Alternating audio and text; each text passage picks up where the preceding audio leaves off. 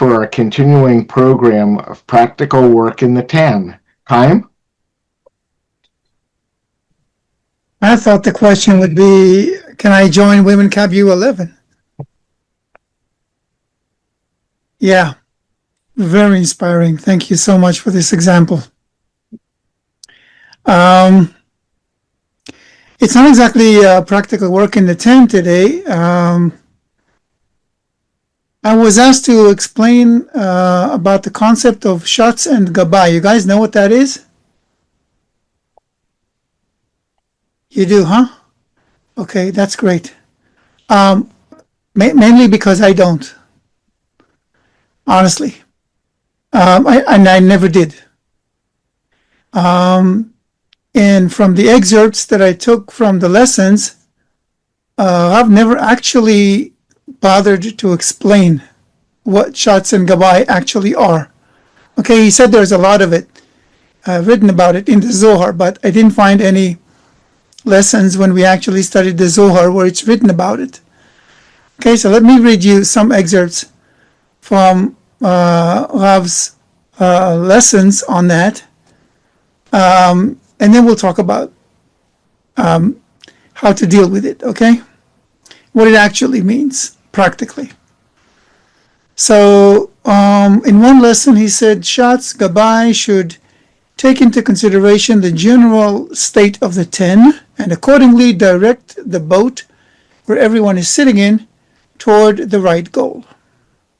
Okay, that's one. Two, let's pick two friends. Let's say one friend is the gabay. Gabay, by the way, means collector. And shots means messenger of the public, shliach tzibur, messenger of the public. So again, let's pick two friends. Let's say one friend is the gabay, the collector, and the other friend is the shliach tzibur, messenger of the public. I'm serious. If you already want that, start playing it out this way, acting it out. Where one cares about corporeality, how to organize the society, to connect the society, and the other cares about the filling. And this way, each one within himself belongs to both. How am I doing so far in explaining what shots and gabay are?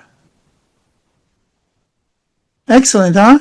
You guys understand what I'm saying? Like, do you guys understand what shots and gabay mean according to what I'm saying? These are Rav's words. Okay. Now, the last lesson was where he talked about it the most. Okay?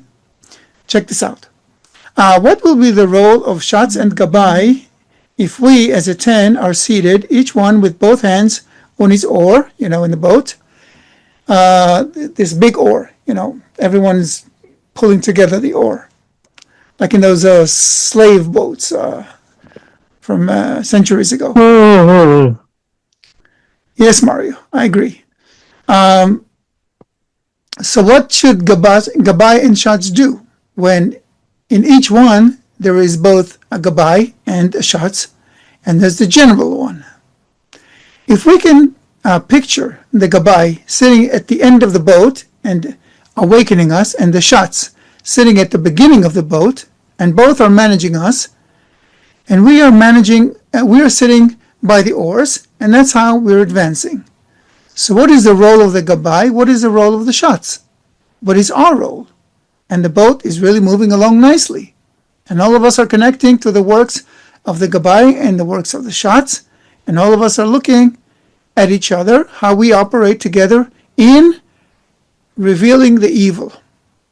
This is how we all become in this boat a parzuf, 10 sfirot.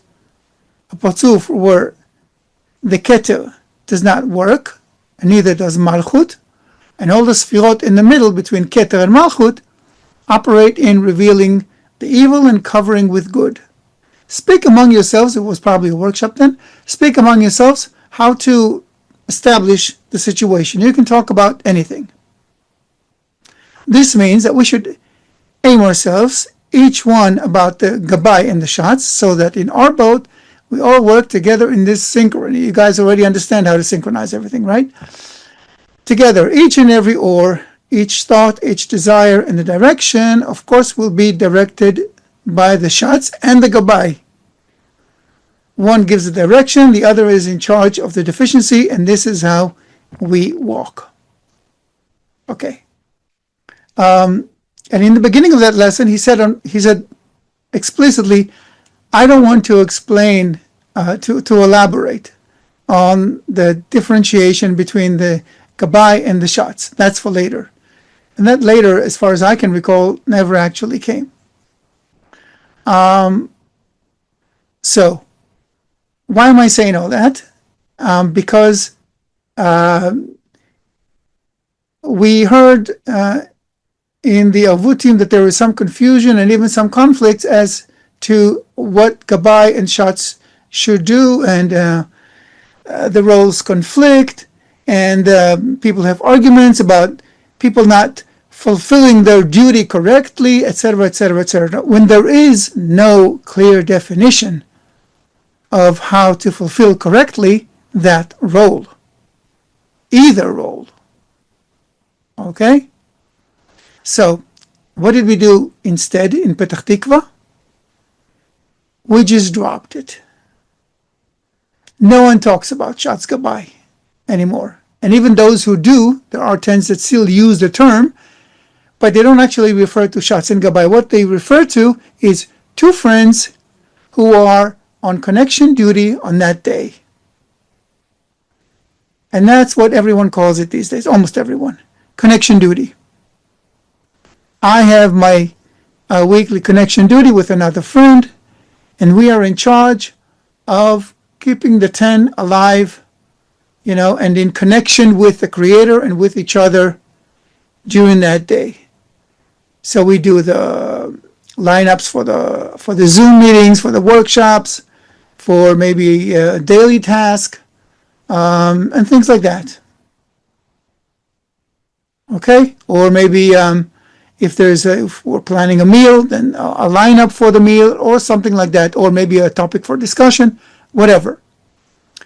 But every day we have two different friends who are on connection duty on that day. Okay? And that's about it, really. That's all I have to say. Don't worry about the terms gabbai and shots, because they are unclear. Worry about having the connection duty. In other words, make sure that every day it's good to have two friends, not just one. Two friends, maybe sometimes even three, but two is enough, who are in charge of the 10's spiritual activities during that day. Okay? And it's good to give charge to everyone, to keep everyone involved in the duty, because it keeps everyone involved in the 10, keeps everyone going, it fuels everyone. It helps build close relationships. I got to tell you, the person I do the connection duty with, now we switch every few months. So the one I'm doing it with now, I had a hard time with, like a really hard time.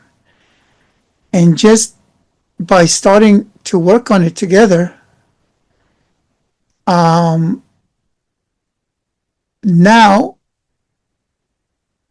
we spend like half an hour every duty at the beginning of the day, immediately after the lesson, just the two of us, going over the lesson, thinking what the friends would like to emphasize that day, choosing the excerpts, choosing the clips, and just feeling each other spiritually, what this one likes, what that one likes, how we can please, how both of us can be pleased with the material we choose.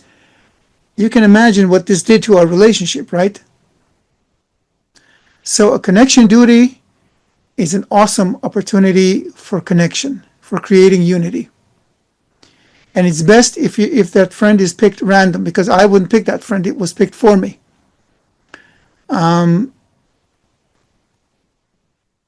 and it turned out to be a treasure.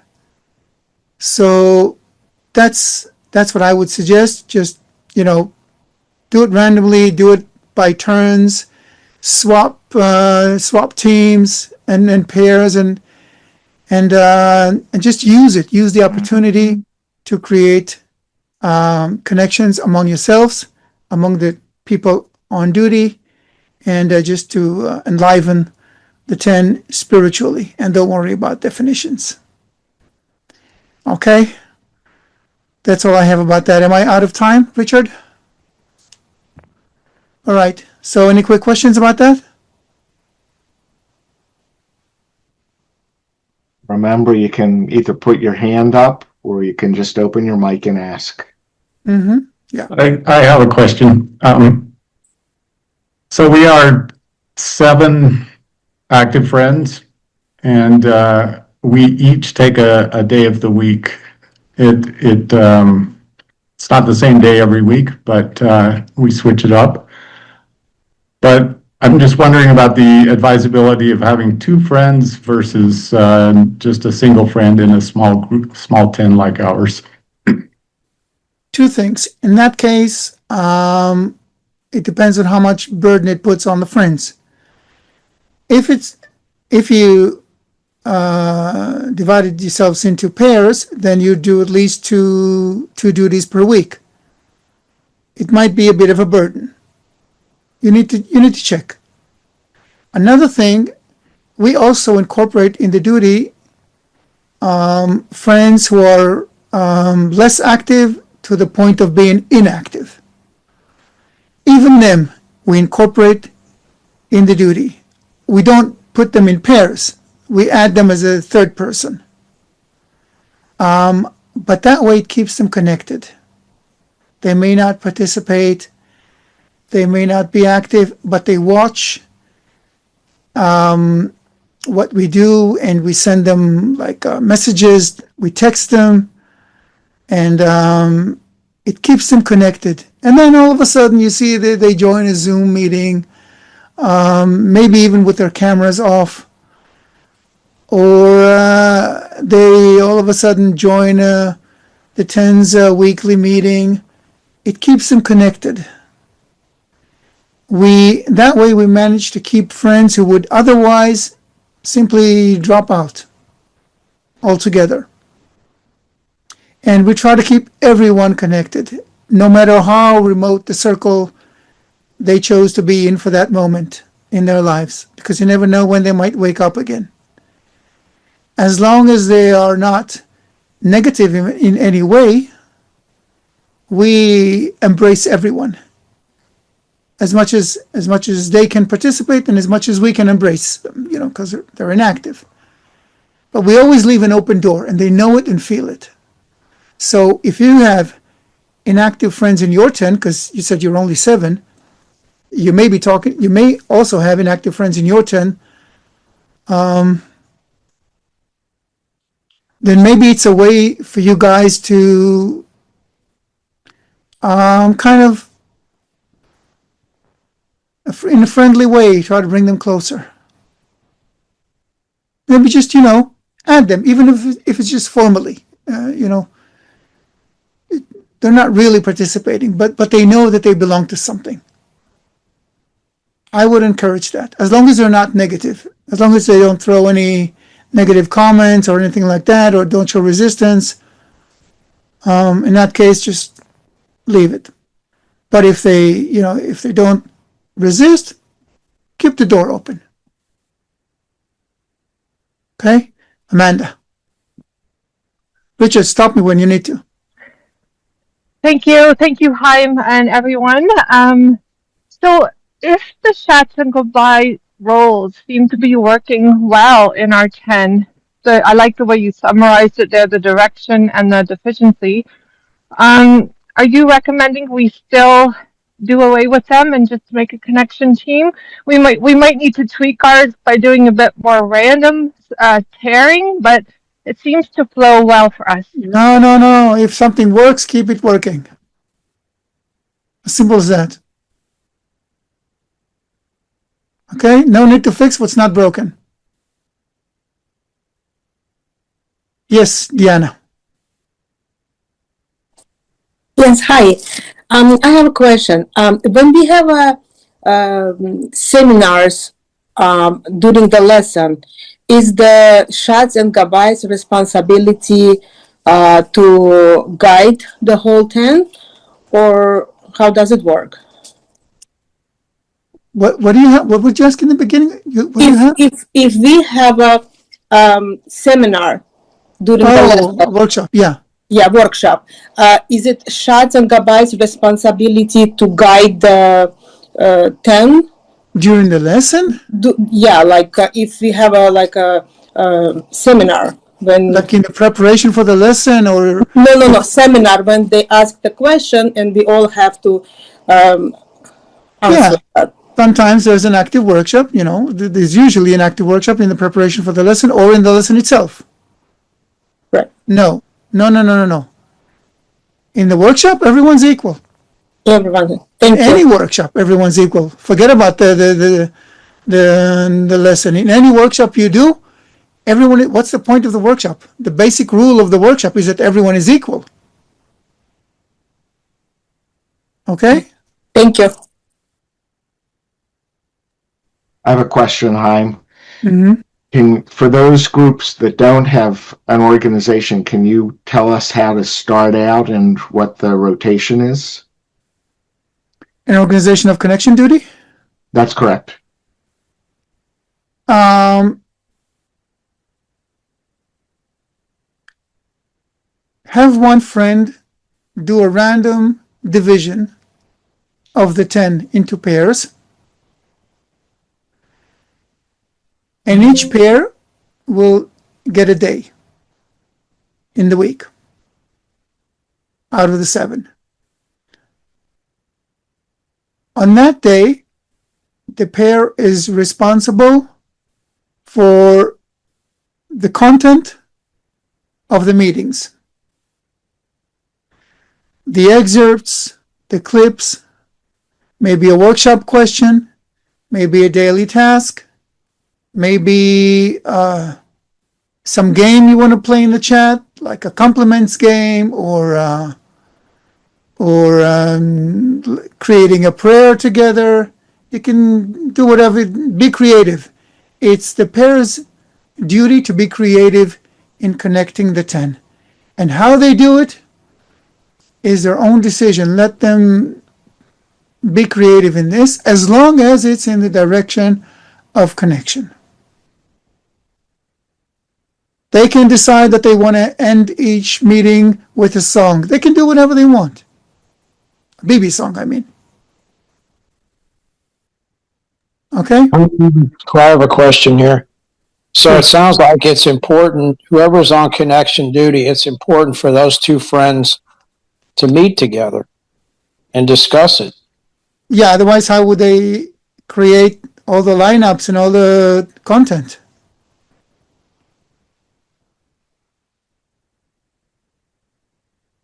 So clearly, yes.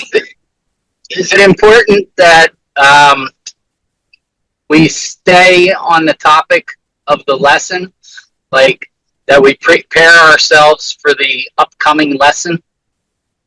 Or can we say, like, read Psalms or something that's not on topic? Ideally, yes. For example, we have 2 Zooms, one in the morning, so it's like a repeat of the morning lesson, and in the evening, it's already taken from the study material of the next lesson, the next morning lesson.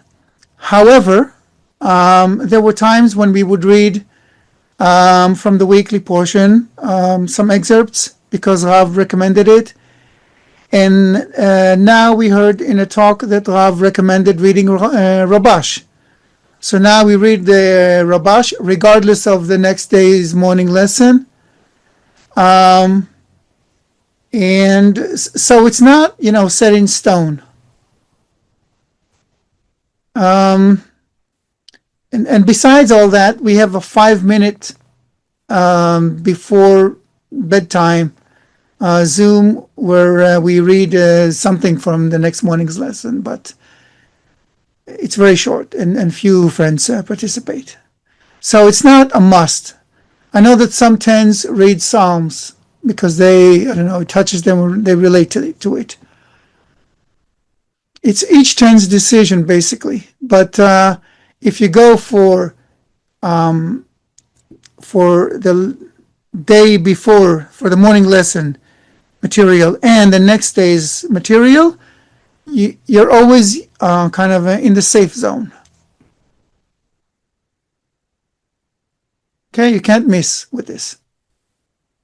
Well, my 10 has organized this in a way that works pretty well for us. We have a calendar where we sign up quarterly for different roles.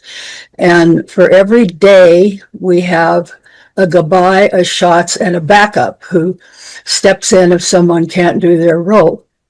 The gabbai posts in our WhatsApp the schedule for the day with links to all the meetings and all the classes and so on that are going on.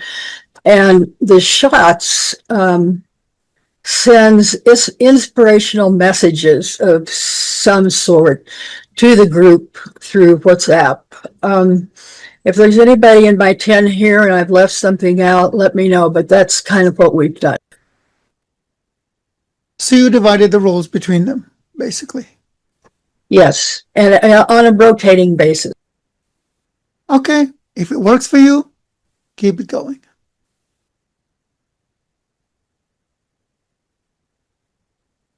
Yes, Ben. Okay.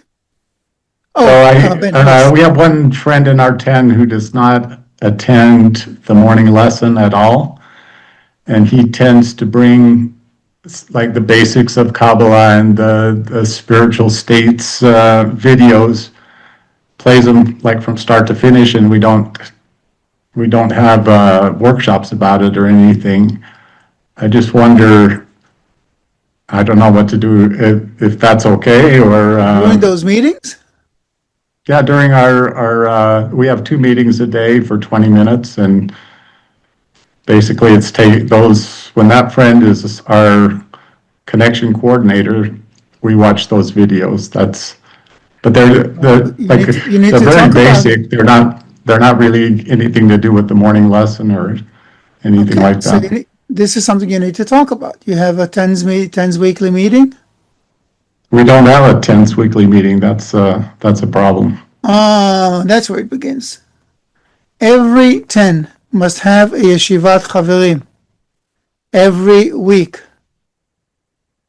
That's the basics of building you guys into a 10. I mean, how are you a 10 if you don't have a Yeshiva Chaverim? You know, that's like, remember how Rav longed to be in those Yeshivot Chaverim. Even though in those days it wasn't much. Rabash told him, it's no big deal. It's okay, but still. They had the Yeshivat Chaverim, and Rabash wrote all those articles for them to read on their Yeshivat Chaverim. And when I came to Bnei Baruch, I was forbidden to walk into the Yeshivat Chaverim. They had to decide, and they didn't even tell me that they were going to discuss it. The next day, when they decided, the next day they came to me and said that they decided I was worthy of attending the Yeshivat Chaverim. That's how sacred it was. And I'm telling you, no one dared be late to the Yeshivat Chaverim. It was even more sacred being on time to Yeshivat Chaverim than to a lesson. It was that important. It was on Wednesday evenings. So there doesn't seem to be the importance for that meeting in my 10. So you use one of the Zooms to discuss it, and you establish it on a weekly basis. Why? Because the Yeshivat Chaverim is where you guys connect. A Zoom can be something more formal. It's shorter. Okay, and look at. Let me ask a question here. You're talking about a yeshivat versus it's not a business meeting, right? And not an administrative meeting. Look at what Rabash wrote. Okay, look at how he wrote it. He wrote he wrote the lineup basically in his writings. Remember, stage 1, you talk about the greatness of the friends. You establish the greatness of the friends, right? You say how great the society is, how great the friends are, how great the path is. You warm everyone's hearts. Once everyone's hearts are warm and united, then you bring up whatever topic you need to discuss because you are already in an atmosphere of unity. And then the solution comes out from the unity. And then once it's resolved, you end with gratitude to the Creator for what you were given. So you mentioned attendance is like mandatory, but there's never a meeting during the week when all of our friends are guaranteed to be there. So we have some who come to the first meeting, some who come to the second. So use one of the meetings where you are in charge to read that Rabash article and say, guys, let's do what Rabash tells us. Let's do what Bnei Baruch does. We don't have a weekly Yeshiva Chaverim, global Yeshiva Chaverim anymore, like the World Kli, but every 10 has a Yeshiva Chaverim. All right, thank you. Sorry, I'm pushing on it, but Ben, you're a veteran, you know. I don't want you missing out on such an elementary tool. Yeah, we've tried to schedule this meeting, like a YH weekly, and it wasn't attended, and we stopped doing it. Even if not all 7 can attend it, keep on pushing the importance of the Yeshivat Chaverim, and gradually you'll get there. All right, thank you. Good luck. Thanks, Chaim. And Okay, thanks friends, to all thank of you. you for your participation. Be sure to join us next time. Allah?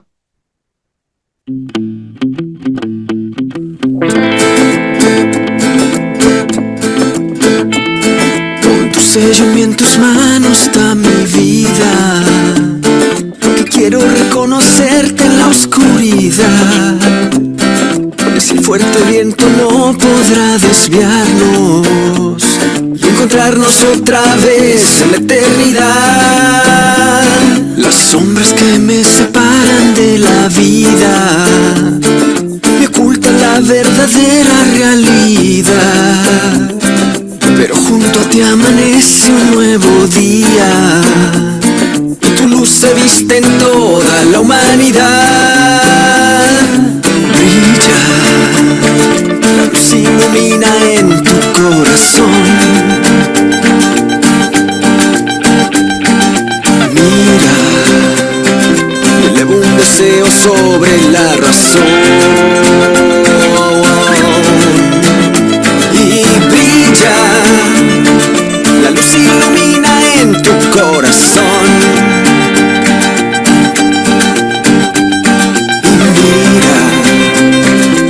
Un deseo sobre la razón. Muéstranos el camino para caminar contigo. Despierta nuestro deseo y danos un solo anhelo. Y muéstranos el camino para caminar contigo. La senda hacia lo divino se encuentra en la unidad y conexión.